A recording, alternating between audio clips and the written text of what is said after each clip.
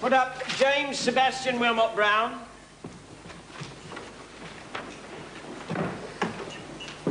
Is your name James Sebastian Willmott-Brown? It is.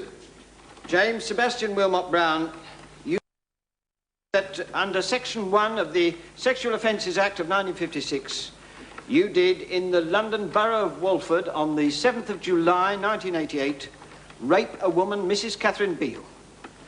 Do you plead guilty or not guilty? Not guilty. Usher, will you bring in the jury in waiting? One moment, clerk. Ladies and gentlemen of the press, may I remind you that under recent legislation, you may now name the accused. The alleged victim remains strictly anonymous, as before. Very well. Carry on, Usher. Might as well go in, shall we? Me and Kath will be all right, won't we? All right, I'll see you in there. Okay. The jury's just being sworn in. You should be called in about an hour or so, Kathy, after the opening speeches. Ah, does that mean I'll be in after Kathy? You're down after the police witnesses. You could have quite a wait, I'm afraid. Oh. Anyway, witnesses aren't supposed to chat to each other, so good luck. Go on, Paul. This is it. And it is your charge, members of the jury, to say if he be guilty or not guilty. Let the defendant sit down. Mr. Wickham? May it please, Your Honour. Members of the jury, I appear in this case for the prosecution. My learned friend here, Mr. Swale, represents the defence. You've just heard the charge brought against Mr. Willmott-Brown. It is now my task to explain exactly what the prosecution intend to prove against him. But before doing so, I must say to you straight away that it is for the prosecution to prove the case against the defendant so that you are satisfied, you are quite sure of his guilt. If at the end of the trial you are left with doubt, then you must acquit the defendant. Willmott-Brown, I'm not selling dolly mixtures, you know. I'll never get rich with you, will I, eh? Uncle Alf, when you got a minute, give us a couple of letters. Yeah, OK, take one, put one on the slate. Right, here you are, love. Paul him rung yet? I'll give him a chance, Uncle Alf. The case was only due to start 15 minutes ago. Well, you stand by that telephone. I want to know what's going on. And you think I don't? She's my mum, Uncle Alf. Yeah. Oh, yeah, by the way, have you seen Simon anyway? No, and Frank was out here doing his nut just now. What? Simon Wick's supposed to be working hard in the pub and he ain't turned up. That's the second morning running. No, excuse me, no. I want a date. A date when you'll be here, of course. I don't care about that. This is urgent. Good. That's better. What time? 12 o'clock? Good. I'll be there on the dot. Hasn't slept in his bed for 2 nights running? No explanation. Late in for work? Who's he got himself down as, eh? Casanova, working his way through his little red address book? Don't ask me, Frank. Well, you're a friend of his. What's going on? Not that much of a friend, if you don't mind. Ian doesn't like me to be too friendly with other blokes. And that's how it should be, my darling. It's nice to see a good old-fashioned romance going around there for a change. The trouble with Simon is, my darling, he's never grown up. He's never got past the one-night-stand stage, has he? Hey? What are you doing? Oh, my God, it's a door. Let me get the door. Oh, stop it. Sharon, wait, come back here. All right. Ian. Morning, Sharon. You're not up yet, you lazy so-and-so. Right, I've got 2 invites for you from Mr. and Mrs. Curry. 2? Yeah, one for you and one for Simon. So come on outside, I know you're in there. What are you playing at hide and seek? I didn't know I was going to be at the door, did I? Just trying to be a gent, weren't you? Protect me image. Yeah, Paul, it is you. I'll leave him in the kitchen, all right? Right. Oh, by the way, Si, Frank's looking for you. It's gone 11. Oh, come. Take the book in your right hand and read the words on the card. I swear by Almighty God that the evidence I shall give should be the truth, the whole truth, and nothing but the truth. Is your full name Catherine Beale, and do you live at number 3 Albert Square? Yes. And is it also true that you are married and have 1 grown-up son? Yes. And that you run a successful knitwear and wool stall in Turpin Road Market? Yes. And how long, Mrs. Beale, have you lived in Walford? All my life. I mean, I was born just down the road from Albert Square. So you're a well-known person in the neighbourhood. A long-established resident with a wide network of family and friends living close by. Would that be true? Yes. Is it also true that from October 1987 until the time of the alleged incident in July 1988, you also worked as a part-time barmaid at the Dagmar Public House? Yes. Would you tell the court what hours you worked there? Just evenings. 4 or 5 evenings a week. It varied from 6 till closing time. And who was the landlord of this pub? Mr. Willmott-Brown. So he was your boss? Yes. Now, let's turn our minds back to the night of the alleged rape, the 7th of July, 1988. Were you on duty in the Dagmar that evening? Yes. And as far as you're concerned, was it an ordinary working evening in the pub? Yeah. At least, well, it was Simon's. That's my husband's son. Well, he's not really, but we still think of him like that. I'm sorry. What I'm trying to say is that it was his birthday and he was giving a party over at my place because Pete, my husband, he was away in Leon-Sea with my mother-in-law. Mrs. Beale, please confine yourself to answering the questions that are put to you. Sorry. So, Mrs. Beale, apart from this birthday, it was a normal evening in the pub?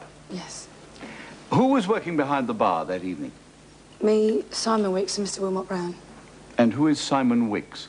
The full-time barman. He's the one who I was just telling. Were you busy that night? Quite busy, yeah. What time did you close? About 11 o'clock. And then did the three of you clear up? No, Simon went straight off because he was giving this party. Did Mr. Wicks ask if he might do this? No, Mr. Willmott-Brown suggested it. I see. So who was left in the pub after Mr. Wicks went, after closing time? Mr. Willmott-Brown and myself. Was there anybody else in the building? No, upstairs was just his flat and he lived by himself. So the situation was, it was 11 o'clock at night and you found yourself alone in the building with the accused. Just a moment, Mr. Wickham. I'm not at all clear in my mind about this business of Mr. Wick's birthday.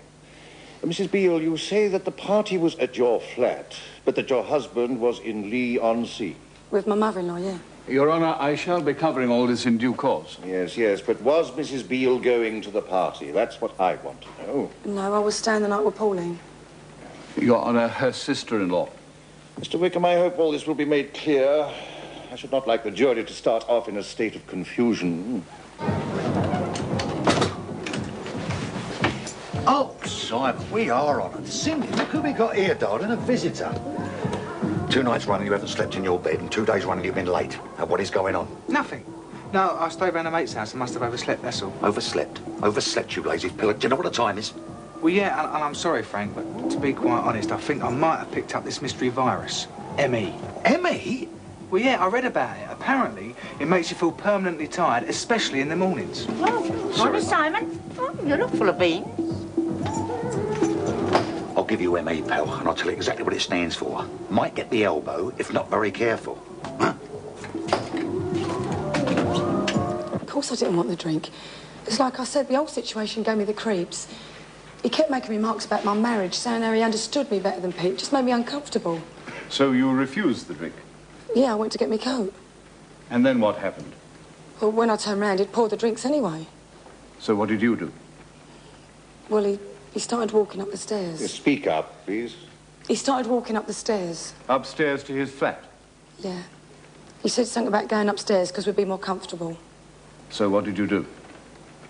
Well, it would look funny if I just walked off. I mean, he'd poured the drinks and that. It would look as if I didn't trust him or something. So, what did you do? Well, I followed him up. I didn't want to. It's just I couldn't see how to refuse. Which room did you go into upstairs? The sitting room. Now, had you ever been upstairs in this way before with Mr. Willmott-Brown, after hours, alone? No, never. What happened when you went into the sitting room? I think he put some music on. Can you remember what sort of music? No. He said it was snooty music. I beg your pardon? Romantic sort of music. I see. So, you had the music on, and you had a drink. Did you sit down? Yes. And then what happened? He got a bottle of champagne from the fridge. I said that I had to get home and that I didn't want any champagne, but he just went ahead and opened it. He said that we both knew why we was up there and not to be silly. I got up to get me coat again. I was going to go. I said I'm a married woman, but he wouldn't listen. He just wouldn't listen to anything I said. Mrs. Beale, try to remain calm. I'm sorry. Any news from the courtyard? Well, how much longer are they going to be then? God knows. Yeah, Frank, if you had a large sum of money, what would you do? Pay me debts, I suppose. No. I mean a really large sum, you know. 10 or 20 grand, something like that. Well, I think I might build a nice little office in my castle with a big shiny desk, a telephone and a beautiful woman. No, you've got to spend it. But you had to save it. I don't know, put it in a building society, I suppose. Yeah, that's what I think. They pay better than the bank, don't they? I mean, the interest is much better. You want to talk to Ian, Arthur? He knows all about interest rates and that. He's amazing. Isn't he, Si? Sorry? Tony knows of him. He might not be here for all the use he is, mate. Cheers, Frank. I think he's in love. I'll take those for you, shall I, Mo? So he held you here, and he forced you back against the wall. Yeah. Then what? He pushed me down on the floor. And how did you respond? Sorry? What did you do? Well, I struggled, didn't I? I screamed, kicked, pleaded with him. Can you remember what words you used? I told him to stop. I told him I didn't want anything like this. I told him all I wanted was to go home. Did he make any sort of reply? Yeah. Well, he threatened me. In what way? He said he'd tell Pete we was having an affair. He said... Yes? He said he would hurt me. He said he knew I wanted it, really. I see. Now, what happened, Mrs. Beale, after he pulled you onto the floor? He got on top of me and pulled my clothes off. All your clothes? No. Could you tell the court which clothes? My shoes and tights. And that's all? No. Well, all of them, from the waist down. Mrs. Beale, we must know which clothes exactly. My shoes and tights and... Look, it's not the clothes I mind about. It's him sitting there staring at me. I can't bear it. I really can't. I shall give the witness a glass of water, will you? Mrs. Beale, would you prefer to give your evidence sitting down? No, thanks. I'll be all right. This is hardly the time or the place, is it? I mean, look, Mum's in court today. I'm waiting on the phone. I can't concentrate on anything else. Besides which, I'm busy, all right? Oh, yes, but you're always busy, aren't you? Too busy to talk to me, too busy to touch me, too busy for anything. Look, love, Look, I know things haven't been too good recently, but... It's Dad. Dad? Yeah, look, I can't relax with him being in the house the whole time. Sorry? Oh, come on, love, use your brain, will ya? Walls are thin, he's in the next room. Look, things will be better when we get our own place. That's what we really need. Hang on. So you're telling me you haven't gone off me? It's your dad? Oh, Ian. Yeah, I'm sorry, love, all right? Watch your legs. All right. And tell me. Double beef burger with onions and relish ×3 and 3 cups of tea. Coming up, all right? Oh, what's he say? They've only just got to Kathy's cross-examination. She's been in that box since 11:30 this morning, so it doesn't look as though we'll be called today. Oh, so we'll have to come back tomorrow then, eh? I'm afraid so. Poor Kathy. Yeah, it's not going to be easy for her, Mrs. Fowler. Willmott-Brown's barrister's first class. So, you would say that he was a kind and considerate employer towards his bar staff? Yes. Kind, considerate, well-liked? Yes. And particularly kind, Mrs. Beale, would you not agree to yourself? Well, he used to talk to me quite a lot, if that's what you mean. Well, more than to the other members of staff? I suppose so. I see. And did you enjoy these talks? Well, yeah. So, he was a good conversationalist, was he? Yeah. And a good listener? Yes. Mrs. Beale, I understand you're separated from your husband. Well, not exactly. We live at separate addresses. I mean, I would say that implied separation. I wasn't separated at the time of the rape. No, but the marriage was already in difficulties. I suppose so. Well, was it or wasn't it? It was in difficulties, yeah. Yeah, so I dare say that during these chats you discussed these difficulties, did you? Sometimes, yeah. And since Mr. Willmott-Brown was himself recently divorced, I dare say you discussed his marital problems as well. Yes. Yes, Mrs. Beale, I think I'm beginning to get a picture of these little chats. 2 unhappy people, both seeking solace in each other's company. Is that how it was? Slightly. Slightly? All right, yes, in a way. What was your husband's attitude towards you working as a barmaid for Mr. Willmott-Brown? Your Honour, this line of questioning is hardly relevant. I am endeavouring to show that the lady did indeed have a close relationship with the defendant, Your Honour, and was prepared to jeopardise her marriage in order to continue working for him. That's not true. Silence. The line of questioning seems entirely relevant to me, Mr. Wickham. I repeat, what was your husband's attitude towards your job at the Dagmar? He didn't like it much. Would it not be more accurate, Mrs. Beale, to say that he hated it? That it made him very angry and jealous? And would it not also be true to say that he suspected you of having an affair with Mr. Willmott-Brown? Yes. You had a council flat on a low rent. You had no dependent children. Both you and your husband ran successful market stalls. Doesn't seem to me you needed the Dagmar job for the money. Well, it was useful. But not essential. No. Well, if the money was not essential and your husband objected so strongly, why on earth did you carry on? Or was it because you were attracted to Mr. Willmott-Brown? No. But you were aware that he was attracted to you? He said he was, yeah. Well, you must have felt extremely flattered, No. Mrs. Beale. Oh, come.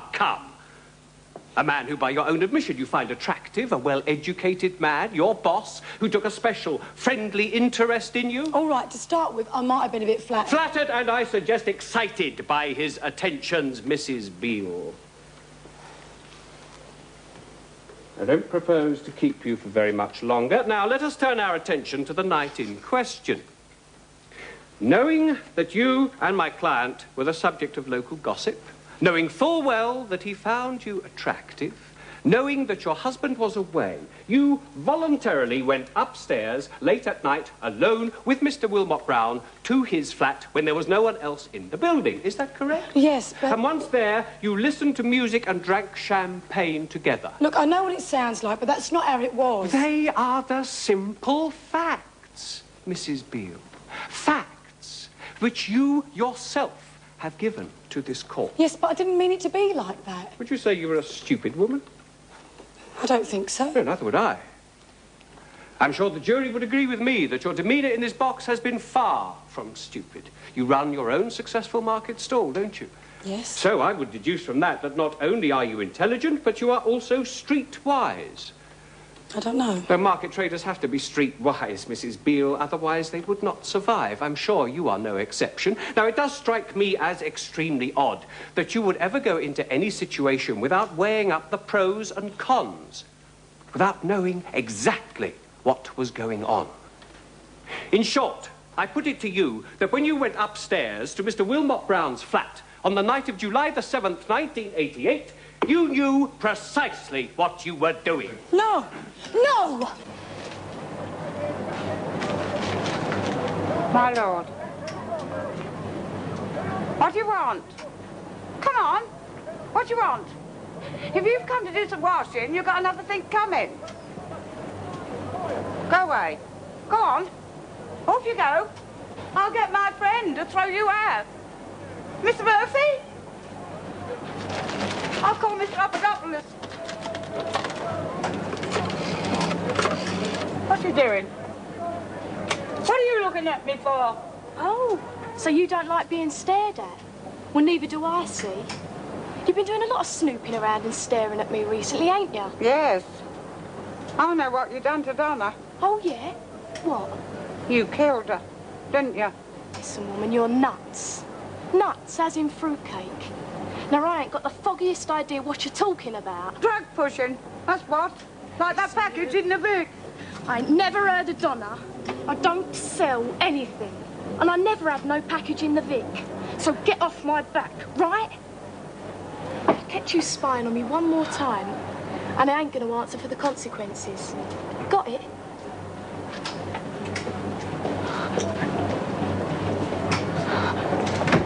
Oh, Mr. Murphy, I've been threatened. Oh, never mind. Where's she gone? Who was her? I've just had that drug pusher in the laundry. She had me up against the wall, she twisted me arm behind my back. She said she'd do terrible things to me. No, I warned you, didn't I? I told you not to tangle with people Well, like that. I've got to for Donna's sake. Those right, Dot. You know it's dangerous. Leave it to the police. Well, I've told them. I've told them about that woman. I've told them about the package. They're just not interested. Well, Yes. Auntie Paula's phone. Yeah, And nothing. She ain't been called yet. What? They've hardly got anywhere today. I mean, no one's been called yet because Mum's still in the witness box. She's been there all day. I'm sorry, I'm going to have to ask you to go over this again. Now, you said that he pushed or pulled you to the floor, gripping you by the upper arms. Yes. And so, presumably, he had one hand on each arm, did he? Like This? Yes. And then when you were on the floor, you were struggling to get up? Yes. And so, therefore, he had to maintain his grip on your arms, I suppose? Yes. And then, according to your evidence to Mr. Wickham, he removed your lower garments? Yes. How? He, If he was having to hold you down because you were struggling to get up, how did he manage to remove your clothes? I can't remember exactly. He must have let go with one hand. Let go with one hand? Mrs. Beale, my client is a small, slightly built man. How on earth could he do that? How could a man of his build, when confronted by a woman like our witness here, a fit, healthy woman in the prime of her life, a woman who by her own admittance was struggling, fighting, kicking, screaming, how on earth could he hold her down with one hand and undress her with the other? I wouldn't like to try it. I put it to you that Mrs. Beale's version of events is a physical impossibility. I submit there was no struggle, that she was not pushed to the ground, but rather that she undressed herself of her own accord as a willing participant. Is that your party? Oh, yeah? I can probably come after all. Oh, good. If what? If me mates can come as well. Oh, come on, so what's the problem? Nothing. It's just I've got to ask my dad. Did you hear that? He said he's got to ask his daddy. No, fine. Come along. All right, come in. Cheers. Hello, Frank. Hello, Mums. Oh, there you are. I'll carry out for you, darling. No, it's all right. I'm just getting a few things ready for tomorrow, and I've given Arthur the vegetable order. Oh, that's good. Oh, Mum, any news from the court yet, love? Well, apparently Kathy's still giving evidence, so Ian says. Be another day at least. What an ordeal with a go away. Yeah. Whoa, Ricky, hang on a minute, son. Whoa. How about a few hellos and introductions, eh? Dad? Oh, come on. This is me. This is Barry and Keith. Hello, Barry and Keith. You can go up now, gentlemen. Oi, how about a few common courtesies in future, eh? And where are you going to be when you're up there? I don't know, watching telly or something. Turn it in, boy. I was just planning to go in there myself. Well, Dad, I can't go in my room. All witchy stuff's in there. You can't move in there. All right. Quite right, Frank. Teach them manners. There's trouble with the world today. No manners. You're probably right, darling. Hi, Dad. Hi, Gran. Listen, it's all right if I cook you in the night something to eat. We are starving. And before you ask, Dad, Ian has given me the night off. All right? Well, dying? Right, Mr. Butcher, mind if I have an early buck and get rid of the smelly dust? I don't believe this. Got a couple of hours off, eh? Where am I going to go? Rick and his mate are watching TV, Diana and her mate in the kitchen, the lodger's in the bath. I'm handing out my own house by ruddy teenagers. You could always go and sit on your bed. Oh, that's lovely, Mum, mate. Is that what I'm going to be reduced to, eh? Like a kid in disgrace sitting on my bed? You'll be sorry when they've grown up and left you. Somehow, Mum? I don't think so, love. Hi, Paul. Oh, I was yeah. just going into the bar to get some tapes. We're sorting out music for the party next week. Oh, yeah? Well, it's next Thursday, isn't it? Yeah. I mean, you have heard about it, haven't you? The Cream's famous do. Yeah, probably. Look, excuse me, I better get in the bath. Are you going? What? To the Cream's party. Not that I know of. You say you were screaming? Yes. How loudly were you screaming? I don't know. Well, loudly enough to have been heard downstairs, for example? Yeah, but I told you lots of times there wasn't Mrs. anyone... Beale, are you aware that later examination of the flat showed that there was a window opened in Mr. Willmott-Brown's sitting room that night? No. So presumably the screaming that you have just said was loud enough to have carried downstairs would also have been loud enough to have carried out through the window, would it not, to the street below? I don't know. And yet no one heard it. A summer's evening, people strolling home from the fish and chip shop, the wine bar, Chinese restaurant, street quiet, not much traffic. Why, Mrs. Beale, were your screams not heard? Is it because you're lying? Is it because there weren't any? No! I'm sorry, I don't think I can stand much more of this. Have you many more questions, Mr. Swale? You do seem to have been cross-examining this witness for a very long time. I apologise, Your Honour, there are not many questions. Mrs. Beale, can I make absolutely certain that I have understood events correctly? Yes. On the night of July the 7th, your husband was away. Yes. And first dressing in attractive clothes. My usual bar clothes, And that's making all. yourself up carefully. You went to work for Mr. Willmott-Brown behind the bar of the Dagmar Public House. Yes. Aware, of course, of the gossip linking your name with my client.